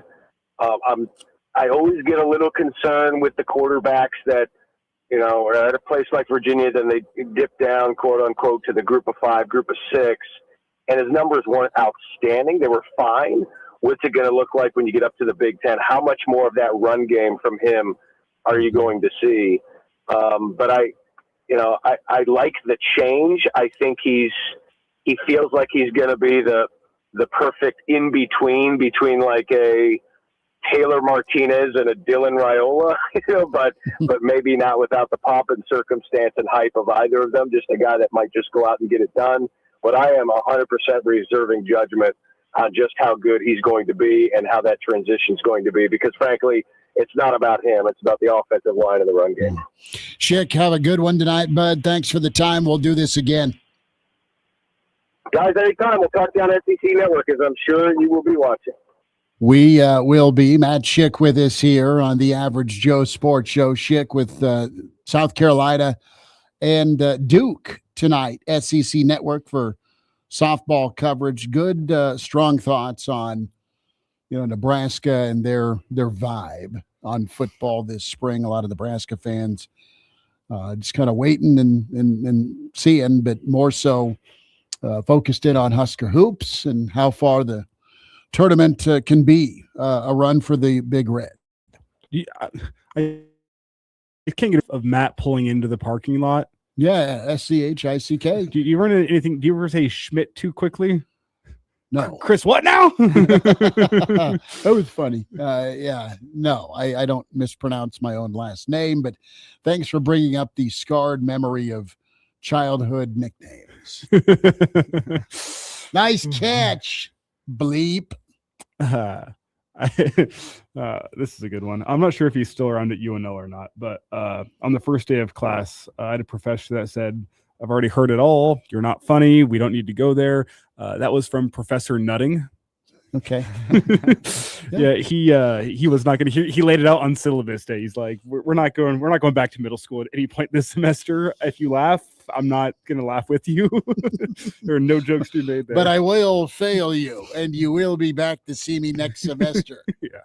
So loved him. That was a great class, by the way. I'm not sure. I doubt he's out there listening, but if he is, Professor Nutting, appreciate your class. I still remember that moment because it made me laugh on the first day, because I remember walking in and I knew who my professor was going to be, and I'm like, okay, this is an interesting last name here. And then that's like one of the first things he said on syllabus day. He makes sure that the air is cleared with the last name.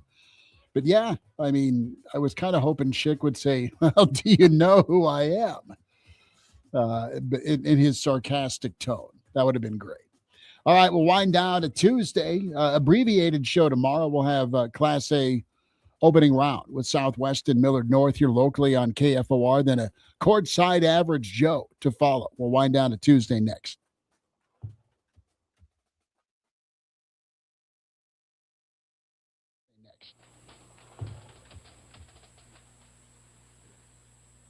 For over 54 years, 5 Points Bank, the Better Bank, has been a leading supporter of local high school and youth sports. Whether students are on the field, on the stage, or in the classroom, 5 Points Bank supports our youth because it fosters local pride and betters the quality of life in our community. Providing this kind of support is exactly what you can expect from the largest locally owned and locally managed bank in the area. 5 Points Bank, better community, better life. Hi, this is Dave with Dave's Heating and Air, Lincoln's local family-owned heating and air business. Dave's Heating and Air is Lincoln's professionals you can trust. Whether you need service, repairs, or a new system, Dave's is here for you. Dave's wants your home to feel comfortable and cozy. Get the peace of mind guarantee and call Dave's for your HVAC needs. Call me today at 402-480-3004 and talk with a professional. Dave's Heating and Air. Doing whatever it takes. Hop in a John Deere Gator Beat for day's work. See what's on the to-do list. There goes the tree. And the fence. Not a problem. Because you've got a cargo box filled with solutions. Up to 4,000 pounds of towing capacity. And you're ready to roll. Power's out! Here we go again. The Gator XUV. Built for every kind of workday. Learn more at johndeere.com/Gator XUV. Nothing runs like a deer. Hey everyone, let's all stop what we're doing and take a moment. You see? Every moment can be kind of special. But they can be loud moments, goofy moments, dorky moments. It doesn't matter. Because every time dads like us take a moment like that to spend with our kids, well, it's pretty momentous. So let's take a moment to make a moment. Call 877-4DAD-411 or visit fatherhood.gov. Brought to you by the U.S. Department of Health and Human Services and the Ad Council. Before I was adopted, I felt like nobody wanted me. I felt like my life was already over. At a certain age, they don't want you. You're troubled and stuff. Even if I wanted to be adopted, who would adopt a 17-year-old? Inside, I knew, I'm not a troubled kid. I know what I'm in for, why I'm here. My biggest fear was that I would age out and not know how to be sufficient on my own. I had nightmares every single day at my birth mom's house. It was just really scary for me living there. I was scared, I was lost, and I felt hopeless. I felt like, don't I deserve to feel happy and loved? I just wish I'd gotten adopted sooner. Unfortunately, the number of children waiting to be adopted from foster care is on the rise. The Dave Thomas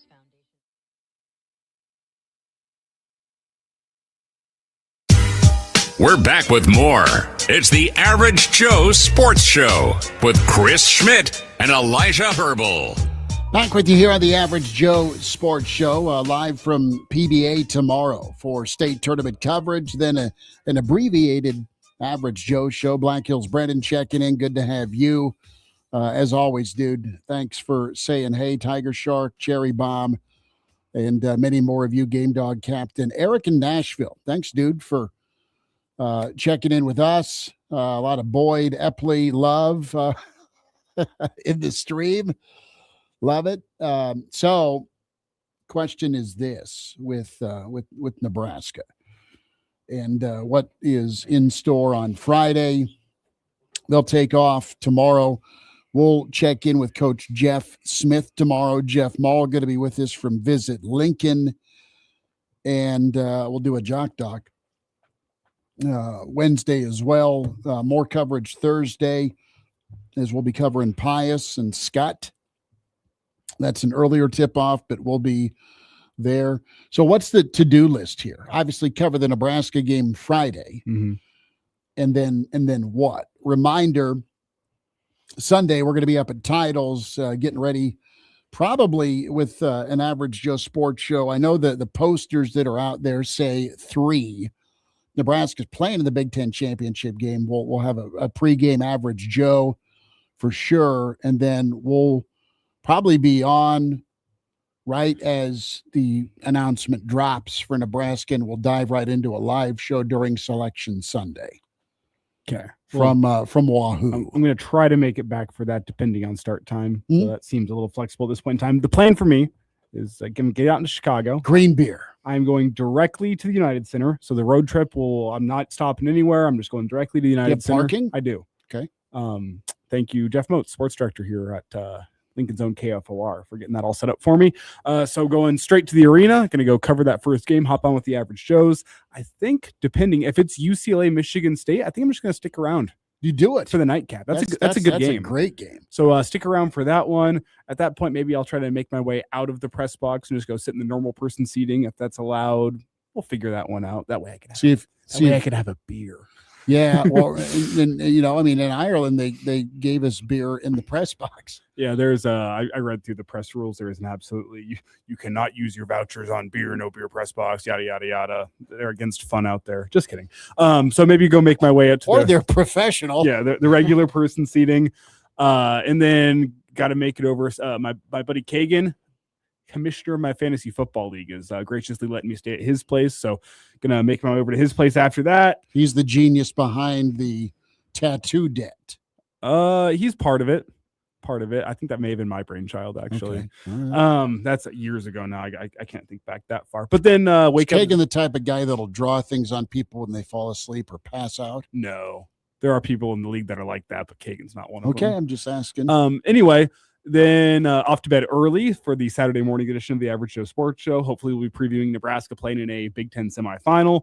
Make my way on over to the United Center, and I'll probably try to check out both games because why not? It's Big Ten semifinals.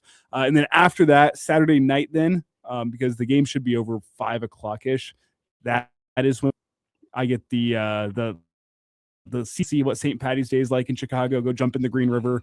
And then if Nebraska's playing Sunday, I'll be hanging around for that game. If not, I'm going to book it on out of there early Sunday morning from Chicago and try to make it back to Wahoo for the Average Joe Sunday live reaction to the selection show on Sunday. It is Elijah and Richard Kimball's weekend. It's going to be awesome. Just got to avoid the Dave Matthews Band tour bus. You do. Chicago, the spot for the Big Ten Media Days this summer too. So enjoy. Chicago also the site for the Elite Eight. Just saying. All right, back tomorrow. Alex, thanks for coming in.